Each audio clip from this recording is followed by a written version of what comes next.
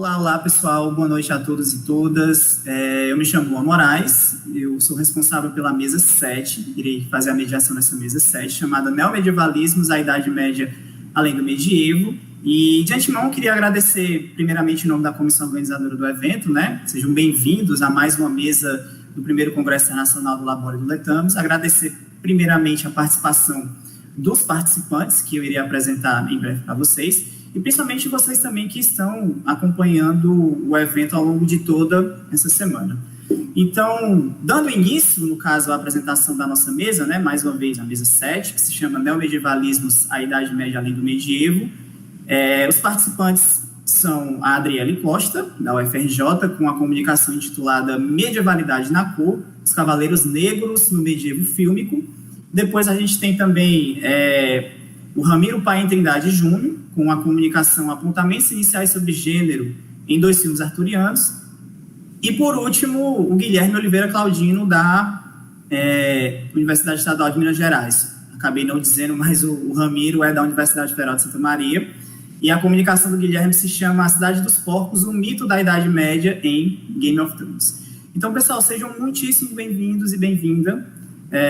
Então, dando início, no caso, à nossa mesa, eu vou fazer uma rodada de perguntas aqui para os nossos participantes e, posteriormente, vocês podem colocar as perguntas que vocês quiserem fazer no chat, ok? Então, já agradeço de antemão a presença da Adriele, já agradeço de antemão a presença do Guilherme e do Ramiro, por terem se disponibilizado, primeiro, a apresentarem os resultados das suas pesquisas e que, enfim, estão aqui para discutir, para apontar alguns encaminhamentos com maior tempo, né, com mais calma também para a gente conversar algumas coisas interessantes. Então, nesse sentido, eu gostaria de realizar minha primeira pergunta para a Adriele. Adriele, parabéns pela sua comunicação, um tema extremamente relevante, ainda mais para os tempos em que estamos vivendo. Gostei muito de como você fez uma reflexão ao mesmo tempo muito crítica, mas também muito sensível do tema que você se propõe a debater. E, nesse sentido, eu gostaria que você comentasse um pouquinho mais sobre uma ideia que você discutiu na sua comunicação acerca da suposta obviedade da branquitude enquanto discurso de poder, no sentido de construir uma ideia do que seria essa Idade Média hegemônica branca, europeia e androcêntrica nesse sentido. Olá, boa noite. Estão me escutando? Bem? Bem, essa pergunta é uma questão que eu venho desenvolvendo na pesquisa ainda, né? Eu penso o seguinte, que a branquitude, sim, constrói e se apropria de uma Idade Média e legitima a partir de uma perspectiva racial construída na modernidade. Por outro lado, o meu foco principal, Luan, né, é pensar para além disso. Ok, existe essa apropriação da Idade Média que associa a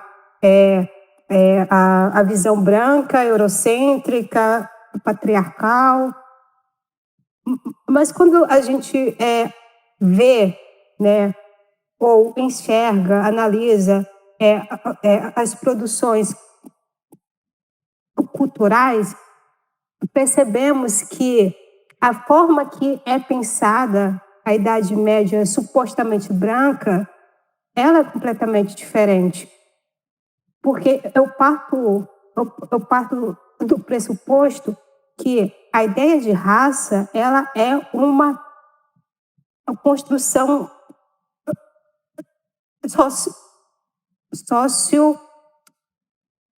histórica. Então, mesmo que há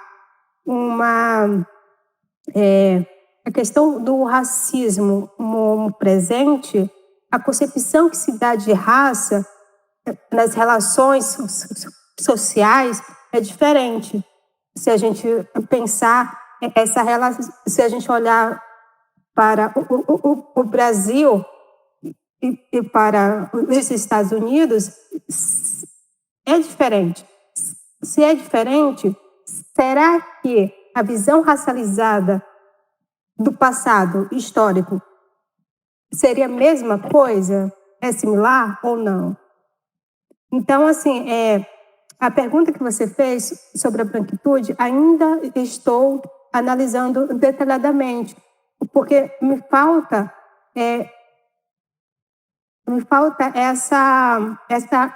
essa compreensão maior de como se dá essa visão racializada a partir de uma perspectiva mais específica, diminuindo, como vou dizer, a escala da análise, não partir do centro da Europa, ou então numa vertente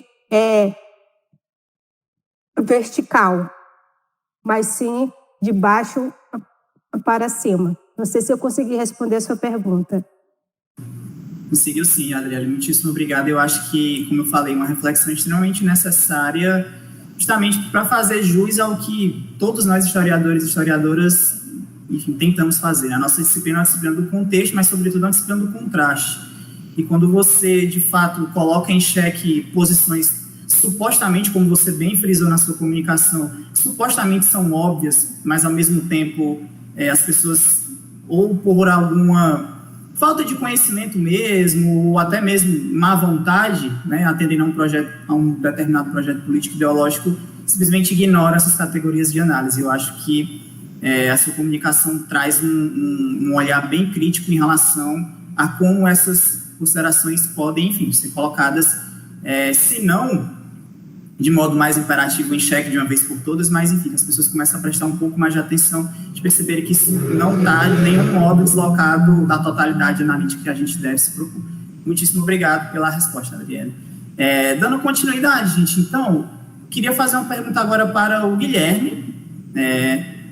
Seja bem-vindo, Guilherme, e dizer para o Guilherme que parabenizá-lo também pela comunicação. Já tinha tido a oportunidade de assistir uma comunicação dele no início do ano, em um outro evento que a gente participou. E, sobretudo, me chama muita atenção, Guilherme, nas suas intervenções, como você trabalha sempre nesse diálogo com a história pública e, principalmente, como você consegue perceber sobre determinadas produções culturais da nossa contemporaneidade acerca de estruturas pretéritas tão distantes e, enfim, paradoxalmente, que não tem nada a nos dizer, como é no caso do medievo.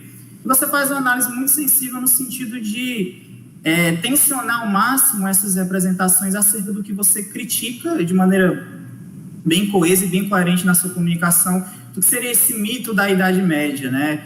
Você fala um pouquinho, e também dá até para dialogar com a comunicação do Ramiro, de um suposto filtro que é colocado sobre o medievo, que basicamente fica tudo em tom de sépia, né? Então a gente tem uma dificuldade muito grande de enxergar.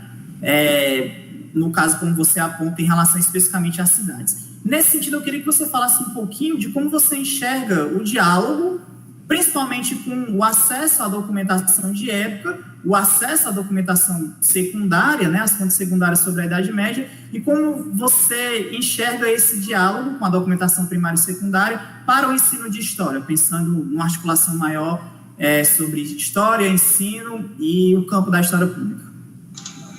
Primeiramente, boa noite a todos. Vocês estão me ouvindo? Primeiramente, agradecer estar aqui com vocês, podendo apresentar um pouco mais a minha pesquisa. E, principalmente, essa pergunta sua é muito pertinente no que eu pesquiso, porque temos que se abarcar vários tipos de meios de se ver o medievo. Porque o meio mais latente em que hoje a gente vê o medievo no ensino, principalmente no ensino básico e médio, que chega a informação do que é o medievo é por meio dessas séries, filmes, desenhos, e não há uma fonte fidedigna, ou melhor, e não chega aos alunos, ou como é o grande problema que nós historiadores, principalmente os medievalistas, lidam, que é essa fonte, ela não é usada da maneira certa, ou usam-se fontes que perpassam e que transmitem este mito.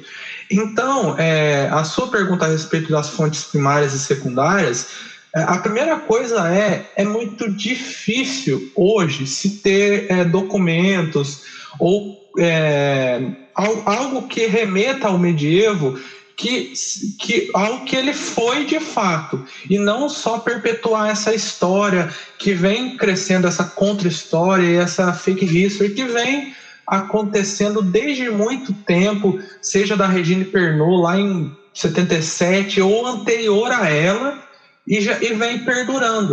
E um dos problemas que eu encontro é essa poder chegar a essas fontes, poder ler um livro, por exemplo. Eu dou o exemplo de um livro que eu consegui adquirir depois de muito tempo, que é o da Regine Pernod, O Mito da Idade Média, e não se encontra mais, ou então documentos, mais difícil ainda. E como passar isso para o aluno? Porque um grande problema hoje é que o medievo ele é um estudo muito truncado, muito dificultoso, é um terreno muito arenoso, por conta, por exemplo, do feudalismo, que muito se discute, e ao mesmo tempo os historiadores sabem que muitos nem usam mais o termo feudalismo por conta de ser um termo muito mediocrizado e remeter aos alunos ou àqueles que leem algo que estraga esse mito, porque um dos grandes problemas em todas as áreas, mas eu falo da área do meu estudo, é termos que remetem ao mito e não àquilo que foi de fato.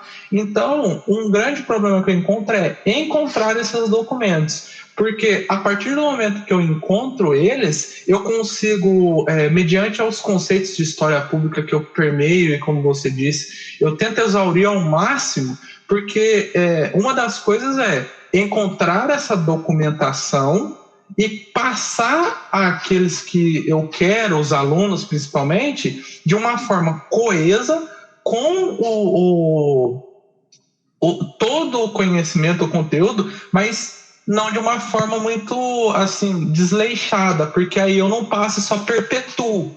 Mas não sei se eu estou me perdendo na sua pergunta, mas eu consigo sim achar. A parte mais fácil é passar esse conhecimento, condensar, não no sentido de juntar todo o conhecimento, colocar ali de uma forma que não tem uma coesão, assim, não permita ordenar e passar. Não, eu consigo sim, a partir dos documentos, mas o problema hoje é consegui-los, e principalmente agora com essas políticas de acabar com tudo e não propor, para a gente não nos prover muito conhecimento, as políticas de segregação, acabar com a educação, então fica difícil, mas a partir do momento que eu consigo fazer pontes muito legais entre medievo, Game of Thrones, jogos entre outros. Não sei se eu te respondi, Luan, mas acho que é isso. Obrigado, Guilherme. Não, respondeu perfeitamente. Como a gente vê, já encerrando essa primeira rodada, então, pessoal, mais uma vez lembrando, sintam-se à vontade para vocês iniciarem os questionamentos via o chat do YouTube, que a gente vai repassar para os participantes, e a gente pode dar início e continuidade, a gente pode dar continuidade ao andamento da mesa. Mas respondeu sim, Guilherme, eu acho que são temas muito candentes, né? A gente sai de um debate sobre racialização no medievo, a gente entra num debate sobre história pública, e a gente vai agora, uma pergunta que eu gostaria de fazer ao Ramiro, né, dando as minhas boas-vindas agora de maneira mais própria ao Ramiro, sobre uma questão também extremamente relevante, que não, e até mesmo não tem como dissociar os outros dois temas, que é a questão de gênero. Então, parabéns, Ramiro, também pela sua comunicação. Eu acho que a articulação que você fez em torno de uma discussão teórico-metodológica entre história, cinema, o uso de mídias digitais no ensino de história, mas também na pesquisa histórica, eu acho que foi muito acertada e demonstra também uma sensibilidade que você tem em torno em relação ao seu objeto. Nesse sentido, Ramiro, eu gostaria de perguntar para você como você enxerga, por exemplo, uma certa mudança de discurso, ou mesmo até de paradigma, entre os dois filmes que você analisa, no caso. A gente tem um vácuo temporal aí de quase 40 anos entre um e outro, né? O primeiro filme analisado da década de 50, Cavaleiros da Távola Redonda, que é de 53, e o segundo filme, O Primeiro Cavaleiro, que já é da década de 90, de 95, né? Então, gostaria se você enxerga algum tipo de mudança paradigmática, algum tipo de estrutura mesmo, narrativa e estética sobre o ponto de gênero que você coloca, né? Sobre a questão de gênero que você coloca e como você analisa essa mudança, se ela existe ou não. Muitíssimo obrigado, seja mais uma vez bem-vindo. O espaço é seu. Respondendo a pergunta, Lua, com certeza. O que é interessante, que dá para perceber, é que tem alguns elementos de continuidade entre os dois filmes e, ao mesmo tempo, alguns elementos de mudança.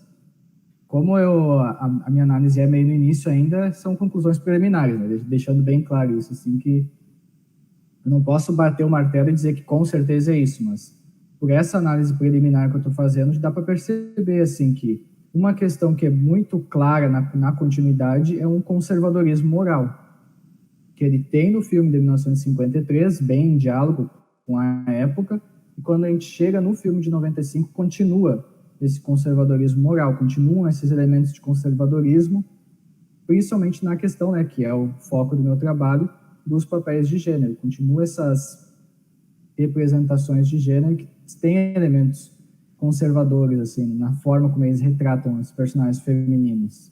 Personagens masculinos eu não consegui ainda tirar muita coisa, porque, como eu disse, né, tá no início. Mas nas personagens femininas já dá para perceber, assim, como tem muita culpabilização em cima da Guinevere, por exemplo. Isso é uma coisa que fica bem clara nos dois filmes. E nos dois filmes se coloca essa coisa de que o adultério sempre a culpa principal é nela, o adultério é feito pelos dois, né, o Lancelot e a Guinevere, mas a culpa sempre recai nas representações sobre a Guinevere, é sempre dela que parte a iniciativa. Então, eu percebo, assim, esse viés, né, esse ponto de vista bem sexista, né, no sentido de colocar a culpa sobre a mulher, ela que é a culpada pelo adultério, e no decorrer do filme, esse adultério provoca graves consequências para o reino, nos dois filmes. Nos dois filmes, depois do adultério, tem graves consequências. Num deles, acaba a Tábula Redonda. Depois que acontece esse adultério, acaba a Tábula Redonda, tem uma grande batalha no filme, várias pessoas morrem, é um caos total, assim, no filme de 53. E aí, no filme de 95, não é tão drástico, mas tem, sim, consequências negativas. Dando spoiler para quem não assistiu, né? No filme de 95, depois que ocorre o adultério da Guinevere com o Lancelot, o rei Arthur morre, e aí acaba a Tábula Redonda também. Então, esse é o elemento principal, assim, de continuidade, que dá para perceber, essa continuidade desses elementos de conservadorismo moral. Isso fica muito claro, assim, e como pelas leituras que eu já fiz, isso tem a ver, né, em grande medida, com o conservador, com a volta desses ideais conservadores nos anos 80, no final dos anos 70 e 80, com a eleição do Reagan, com movimentos ligados a alguns setores da religião evangélica, alguns setores, é claro, não todo, mas alguns setores que têm uma vertente mais conservadora, assim, esses grupos mais conservadores que se unem para eleger o Reagan, que apoiam a candidatura do Reagan, tem muito a ver, assim, com essa retomada desse conservadorismo que aparece no filme, assim. Tanto que é um ponto que eu dei muita sorte. Eu escolhi as fontes, depois eu fui descobrir que as duas são muito similares na forma como elas se apropriam da lenda do rei Arthur, do romance arturiano. Na forma como elas se apropriam é muito similar, porque as duas têm como enfoque o triângulo amoroso, têm como enfoque essa traição, né, da Guinevere com o Lancelot. Por hora, acho que é isso, já falei até demais. Não, tranquilo, querido. Obrigado pela resposta. Acho que você conseguiu realmente explicitar bem a problemática, né, em torno da culpabilização do feminino em relação a todo e qualquer tipo de contenda que envolva o gênero masculino, né, que envolva o diferente, e isso de análise é muito demarcada nas narrativas arturianas, né, sobretudo ali a partir da segunda metade do século XIII, enfim, quando todo o ciclo breton-arturiano ele vai composto de uma unidade mais centralizada e já, digamos que, inserido numa lógica de sociedade aristocrática já plenamente cristianizada. Então, obrigado, Ramiro, pela resposta. E, em seguida, a gente tem duas perguntas que eu vou condensar em uma, porque, de certa forma, conversam entre si, do Matheus e da Núbia para o Guilherme. A pergunta do Matheus diz o seguinte: você disse sobre chegar às fontes fidedignas medievais e das dificuldades de se chegar a essas fontes. Você percebe que as próprias fontes medievais também não seriam fidedignas? E nesse sentido, nesse esforço realmente sobre contrastar aquilo que teria sido de fato, entre aspas, uma realidade medieval com aquilo que é representado sobre essa realidade medieval, A Núbia pergunta que você citou muito a Regine Pernod e que houve um resgate, de certa forma, dos trabalhos históricos da Regine Pernod nos últimos anos, né? E ela pede para você comentar um pouco sobre a relevância dos estudos da Pernod para esse período histórico e quais seriam os motivos, né, dela ter ficado esquecida. Mas eu quero... a primeira pergunta do Matheus, vocês estão me escutando que eu estou de fone aqui, eu não tenho retorno. Mas a primeira parte que me veio à mente se essas fontes realmente são fidedignas ou não. A gente deve entender que, principalmente nas minhas orientações com o meu professor, que eu sou orientado, eu até esqueci de falar no começo, pelo professor Dr. Igor Klein-Belchior, e nos grupos de estudo do Lefama, nos encontros, eu percebo o seguinte, que as fontes, elas se tornam... A gente pode ter um olhar para ela. O ofício do historiador, a gente estuda isso muito com o Bloch também, a gente não pode olhar a fonte histórica, o documento, com o nosso olhar de opinião. A gente não pode olhar com a nossa opinião. A gente tem que olhar essas fontes, esses documentos, como eles são. E partindo desse pressuposto, eu acredito que as fontes medievais existentes hoje estão muito deturpadas, porque elas foram misturadas entre o mito do que foi a Idade Média e do que realmente foi. Porque, por exemplo, os escritos humanistas, eles perpassam o mito, a mitologia, aquela fonte que ela traz conhecimento, mas se eu quero falar de fato o que foi a Idade Média, eu não poderia pegar ela como fonte primária. Eu teria que fazer uma ponte, ou poderia dar o exemplo de uma contra-história naquela época e que é perpassada até hoje. Já agora, trazendo para a pergunta da Núbia, a Regine Pernod, a primeira coisa ela tem os seus escritos já, o livro dela, O Mito da Idade Média, que é um dos livros que eu mais trabalho, é de 77. Então, já ajuda a cair no esquecimento.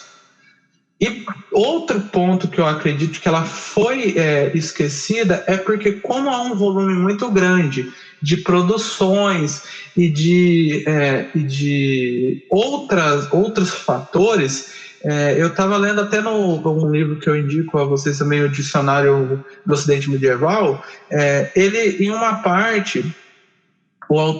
um dos autores, ele fala que fica difícil a gente escrever um dicionário, por exemplo, algo do tipo, devido ao tamanho, ao volume de conhecimento que é produzido a todo tempo.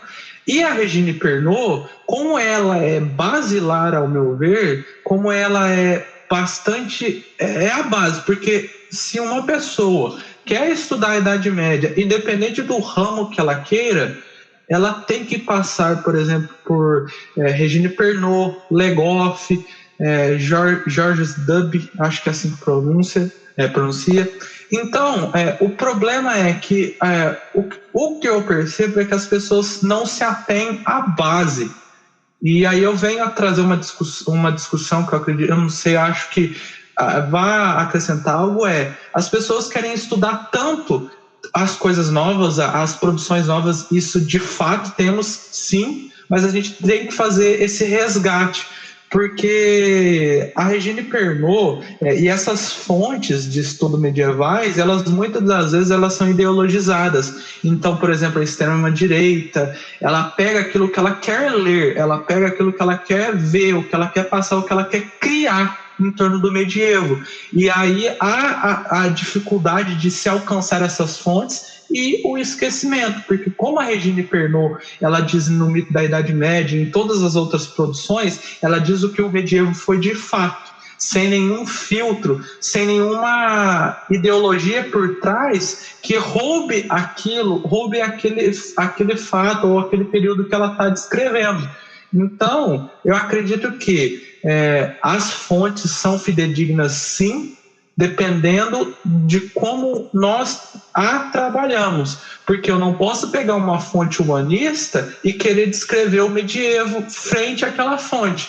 Eu posso descrever o mito ou o preconceito que aqueles autores perpassavam da Idade Média. E, agora trazendo para a Regine Pernot, essa fonte, como ela já é uma autora antiga, então não gera um pouco de um gosto, porque a gente querendo ou não, a gente quer as coisas atualizadas. E eu digo assim, Guilherme, a minha pesquisa também é uma pesquisa inicial, é uma pesquisa que eu estou em andamento, mas eu acredito que a Regine Pernot é um livro atemporal, e por isso pode incomodar muitas pessoas, e acredito que não gera uma vontade muito grande. Entretanto, ela é basilar, porque a partir dela eu posso galgar outros conhecimentos ou outras pesquisas, ou ir para vários ramos. Acho que eu respondi as 2 perguntas, se não, perdão. Não, respondeu sim, querido, obrigado. A gente tem algumas perguntas aqui na sequência para o Ramiro, mas respeitando a ordem da mesa, eu gostaria de fazer uma pergunta para a Adriele, agora, ainda no debate que a gente iniciou a nossa mesa. Adriele, você, na sua comunicação, você menciona as 2 fontes que você utiliza, né, os 2 filmes que você analisa, Uma Cavaleira em Camelot e Loucuras na Idade Média. Nesse sentido, ainda sobre o debate da racialização, eu gostaria de perguntar para você se você percebe alguma especificidade no modo como a condição existencial dos protagonistas nos 2 filmes ela é colocada. Porque pensando em termos do Uma Cavaleira em Camelot, né, a gente tem um protagonista que é uma mulher negra e no segundo a gente tem um protagonista que é um homem negro. Então, se você percebe alguma intersecção em relação a gênero e raça nessas 2 películas e como isso, de certa forma, é aplicável ou então percebido no debate que você também comenta em relação à ideia de tempo e medievalidade. Bem, obrigada, Luan, pela pergunta. O recorte de gênero, eu percebo, mas neste momento eu não me aprofundei muito, porque não são somente 2 atores negros. Devemos nos perguntar quem são esses negros que essas fontes estão representando. Porque se você vê os 2 filmes, à primeira vista, vamos dizer que 2 negros que retornam à Idade Média através de uma viagem no tempo, tem as confusões e depois volta. Tem o debate da questão racial e depois volta.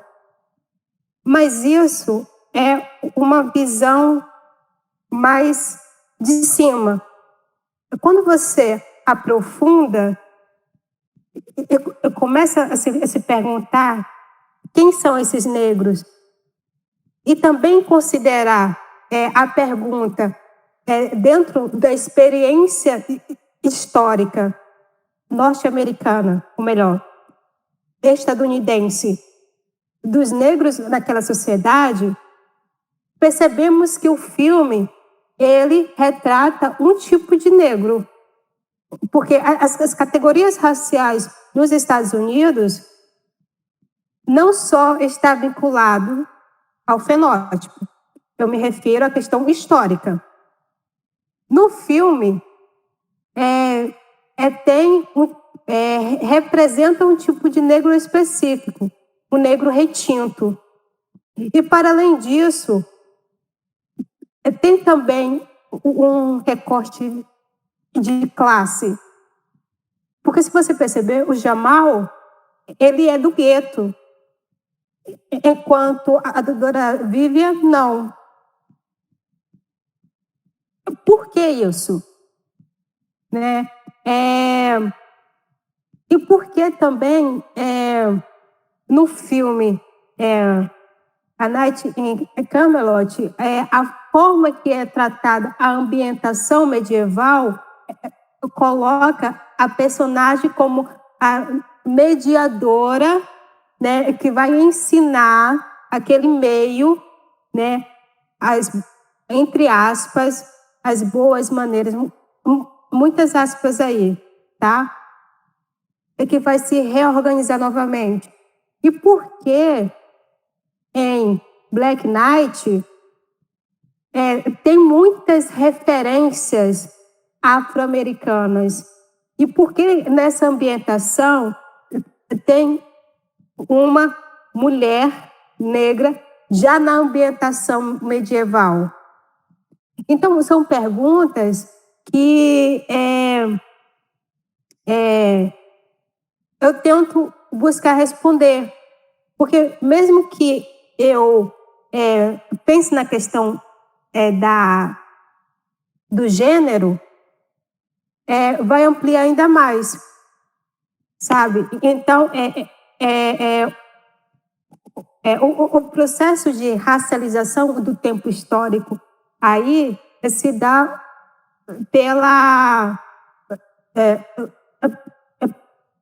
passa também, pelo recorte de classe, que desestrutura aquela ideia que todos os negros são da periferia, sabe? É isso.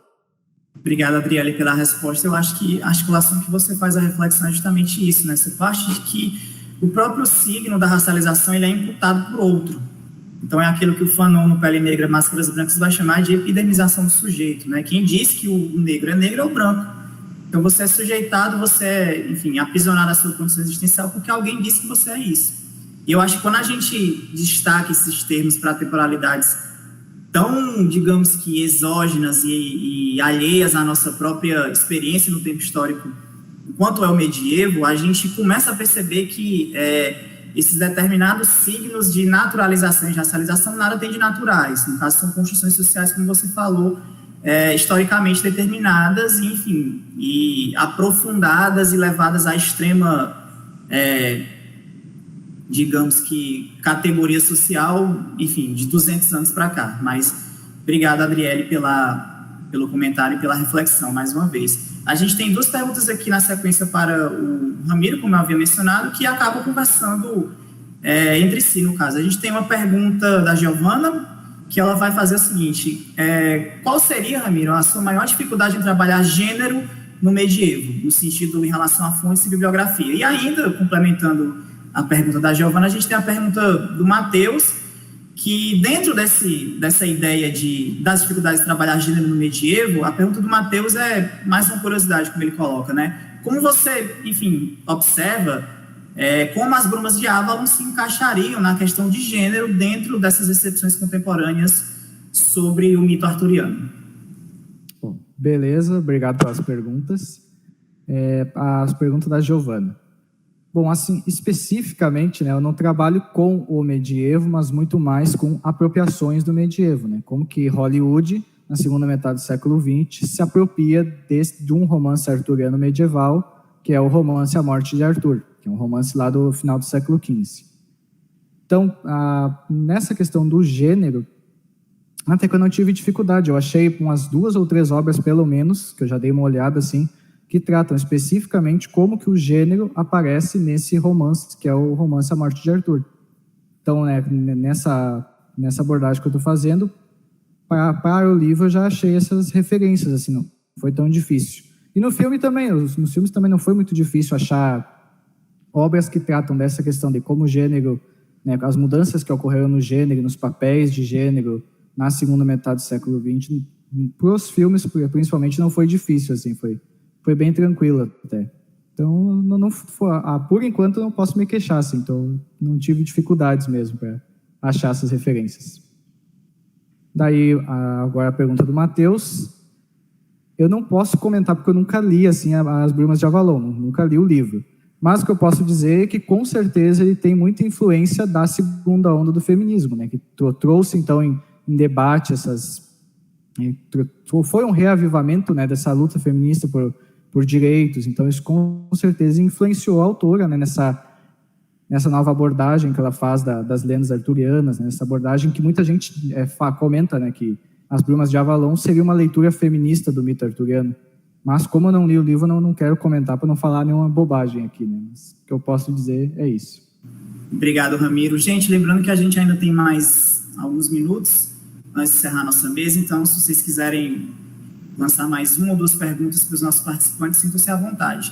Nesse sentido, a gente tem um comentário para o Guilherme, um comentário do Matheus. Guilherme, talvez você possa dar uma olhadinha nos teóricos da recepção, com o Hans Jauss. Tem também os trabalhos do professor Maurício Albuquerque, da Universidade Federal de Pelotas, caso você ainda não tenha consultado. Certo? Então, é mais uma indicação aqui do Matheus para o Guilherme. A gente não tem, pelo que eu estou vendo, a gente não tem mais nenhuma pergunta no chat. Então, nesse sentido... Pois não, Enzo, acho que enquanto o pessoal vai pensando aí em algumas questões, acho que você pode fazer esse questionamento. A gente tem uma pergunta aqui do Enzo, nesse sentido, para a Adriele. Adriele, o Enzo pergunta para você sobre a racialização do discurso medieval. É notório que houve uma grande cooptação desse discurso pela extrema-direita, supremacista, ao mesmo tempo em que o grande público abandona esses lugares excursivos por naturalizarem essa afinidade do medieval com a extrema-direita. Então, a pergunta que ele faz para você é como você avalia ser possível recuperar estes espaços a partir do embate racial? Bem, Enzo, essa pergunta é difícil, né? Porque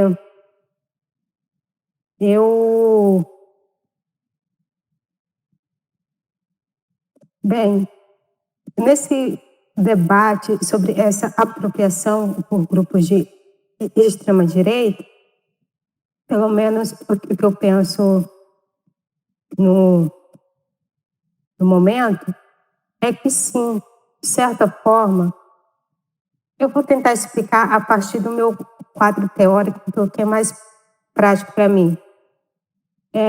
Qualquer mobilização que fazemos do passado, e aí do passado não necessariamente seja, né, a história medieval propriamente dita, é de acordo com as nossas carências no tempo, né? É de acordo com as nossas necessidades temporais. Com isso, pensando nisso, o grupo, esse grupo que você mencionou, eles têm uma perspectiva de ideia de raça, de supremacista. E essa noção de raça se dá a partir da relação com o outro, com o não racializado, né? E esse não racializado está presente no espaço público, lutando também pelos seus direitos.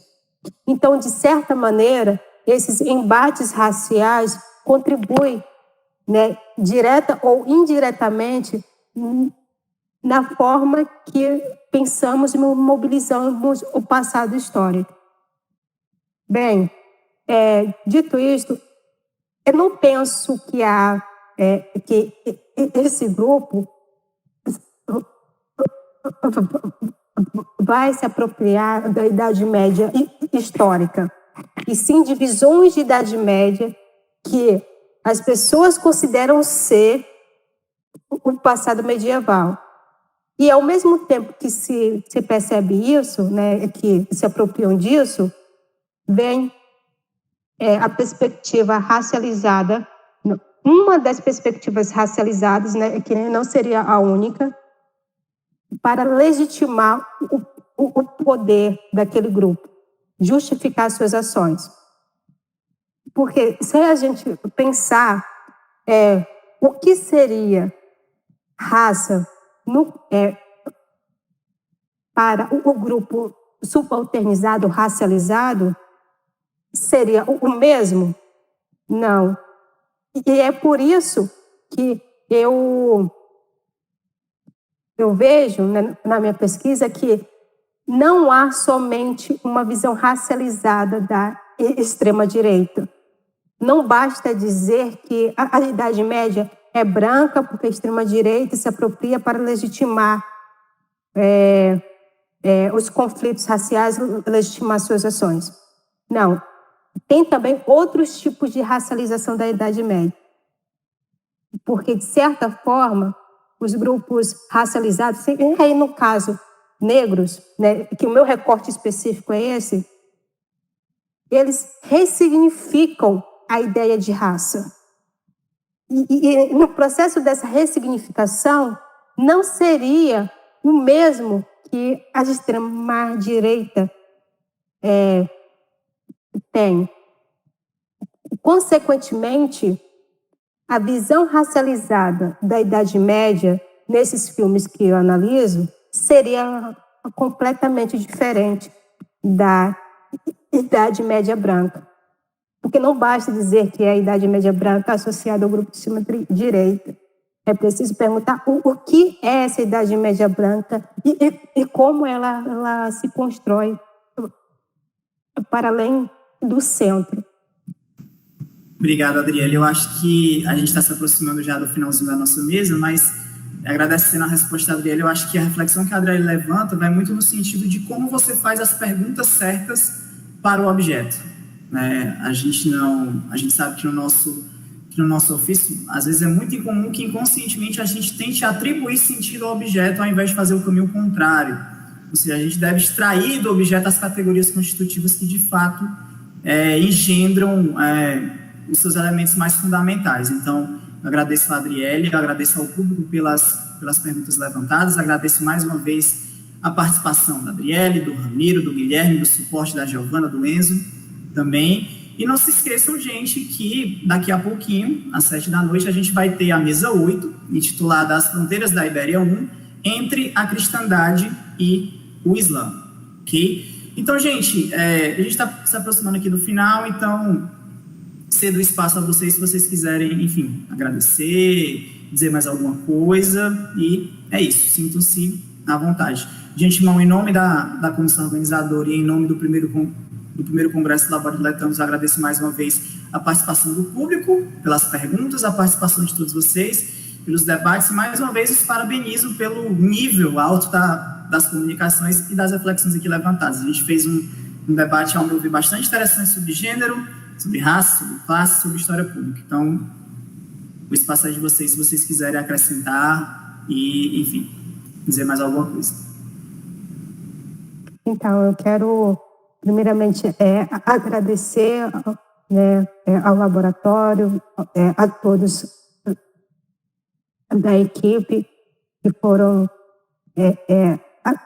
atenciosos, né? Isso é bem bacana. Estar aqui nesse debate me fez refletir algumas coisas, né, que eu não tinha pensado, sobretudo a questão de gênero, apesar de estar presente, mas eu não tinha realmente me aprofundado. E também parabenizar ao Ramiro e também ao Guilherme pela apresentação. E por fim, dizer que esse tema, né, que eu proponho pesquisar durante o mestrado, ele é muito espinhoso, porque, de certa forma, é um tema que é bastante discutido no espaço público, em lives e tudo mais. E a visão que eu proponho é mesmo se distanciar dessas ideias generalizadas e sistematizar. Ao mesmo tempo, é muito espinhoso porque são pouquíssimas pessoas que realmente vão pensar a racialização da Idade Média no Brasil. É isso. Obrigada. Obrigado, Adriele, Ramiro e Guilherme. Vocês querem, enfim, comentar mais alguma coisa? Fazer alguns agradecimentos? Primeiramente, agradecer a todos, a Adriele, ao Ramiro, pelas discussões. Ficaram evidentes muitas coisas para mim em relação a gênero, principalmente na série que eu estudo. E não sei se dá tempo, mas só para pontuar, fazer uma pergunta pontual para Adriele, porque há um lançamento agora vai sair no ano que vem, de uma série derivada de Game of Thrones, que é a House of Dragon. E dentro dela tem um personagem que é o Corlys Velaryon. E houve uma grande discussão sobre a representação dele, quando souberam que ele seria representado por um negro.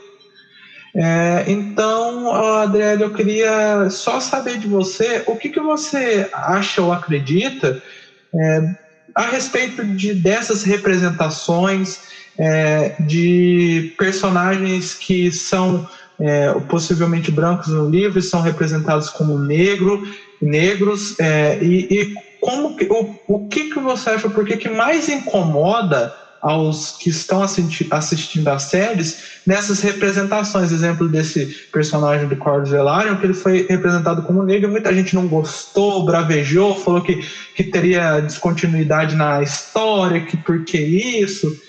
E, assim, uma coisa pontual, e agradecer, porque isso me fez pensar muito, a sua comunicação, tanto a sua como a do Ramiro, também a respeito de alguns personagens. E agradecer a todos os presentes, os que estão assistindo, pela oportunidade de estar apresentando meu trabalho. Lembrando que eu sou aluno de graduação ainda do 3º período, e já estou aqui me empenhando, tentando fazer uma mudança, porque eu percebo que é necessário hoje. E agradeço a todos. Muito obrigado. Obrigado, Guilherme. Infelizmente, por conta do tempo, talvez a Adriele vai ter que te responder no privado, né? A gente tem uma mesa daqui a pouco, mas é uma pergunta muito pertinente e muito boa. Ramiro, suas considerações finais? Não, só mesmo agradecer assim, a organização por me permitir estar aqui apresentando meu trabalho e parabenizar os colegas também. Acho que as duas discussões são muito relevantes assim, para a academia. A gente tem que pensar mesmo essa questão de raça, tem que pensar a questão de Game of Thrones também, ainda mais pelo impacto gigantesco que a série teve. Então, são questões que a gente tem que pensar mesmo. Assim. Só isso mesmo, agradecer a todos e parabenizar as comunicações. Obrigado, Ramiro. Então é isso, pessoal. A gente encerra aqui a mesa 7 sobre neomedievalismo e agradeço mais uma vez, em nome da comissão organizadora, a presença da Adriele, a presença do Ramiro, a presença do Guilherme e ao suporte dos nossos mediadores, a Giovana e o Enzo. Fiquem ligados, pessoal. Uma boa noite para vocês. Lembrem-se que às 7 da noite a gente tem a mesa 8, dando continuidade ao evento, que se intitula As Fronteiras da Ibéria 1, entre a cristandade e o Islã. Então é isso. Até uma próxima. Não saiam daí. Obrigado, gente. Boa noite.